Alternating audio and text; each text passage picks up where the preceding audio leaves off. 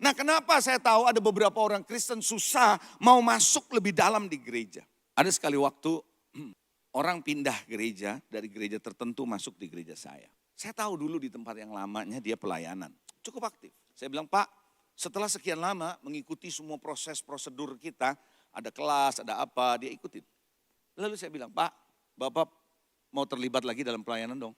Saya enggak dulu, Pak. Terus dia bercanda sama saya. Pak, kalau ke restoran tuh Pak, jangan lihat dapur. Anda ngerti maksudnya? Saya udah ngerti apa yang dia maksud tuh. Kalau ke restoran jangan lihat dapur, makan aja. Kalau ngelihat dapur, kita bisa nggak jadi makan. Katanya. Kecoa lewat, tikus lewat, kita nggak pernah tahu. Makanya jangan lihat dapur. Pokoknya kalau di meja makan, mantap kali kan gitu saudara. Tapi saudara, orang seringkali berkata saya nggak mau masuk lebih dalam karena punya pengalaman. Tapi saya bersyukur akhirnya orang ini mulai mengerti, mulai terbuka, setiap sekian lama ikutin, dia lihat ini beda. Maka sekarang dia membuka hati dan dia mulai masuk dalam pelayanan. Saudara, ada orang yang tidak mau masuk terlalu dalam gereja karena banyak-banyak alasan. Alasan satu yang pertama mungkin yang terbesar saya sering dapati sekarang ini, pelecehan spiritual, a spiritual abuse. Nah saudara, pelecehan spiritual bisa membuat orang kecewa banget karena merasa dimanfaatkan sama pendeta, dimanfaatkan sama gereja. Apakah waktunya, apakah tenaganya, apakah uangnya, apalagi. Lalu kemudian ada gereja yang punya skandal lagi. Itu yang membuat orang bilang kalau ke gereja nggak usah lihat dapurnya gitu tuh. Makanya ada orang yang mau datang ke gereja pun nunggu lihat-lihat kalau pendetanya nanya sekali waktu.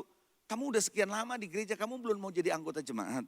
Dia bilang enggak Pak, saya lagi lihat-lihat. Coba bilang, lihat-lihat, emang mall lihat-lihat.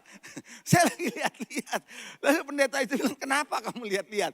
Karena saya ini pernah terluka sebelumnya di gereja saya yang dulu.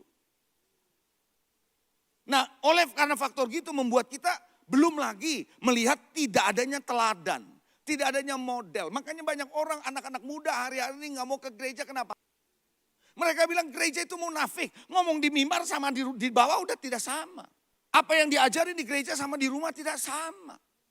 Dan itu yang membuat orang bilang, gua sebel sama yang begini. Dan suruh terlibat dalam, gak mau. Belum lagi punya perspektif kalau ke gereja kan yang penting ibadah doang. Enggak juga saudara, perspektif itu salah. Tapi ada orang yang seperti itu enggak? Ada. Tapi hari ini saya berdoa, waktu Anda dengar khotbah ini, Allah pulihkan saudara. Allah perbaiki saudara. Transformasi boleh terjadi dalam hidup saudara. Katakan amin. Oleh karena itu Bapak Ibu Saudara, kita perlu belajar. Dan Anda akan merindukan keluarga ilahi kalau Anda ngalamin Tuhan. Saya percaya kalau Anda ngalamin perjumpaan pribadi dengan Tuhan, pasti Anda rindukan komunitas yang bisa memberi Anda lebih lagi.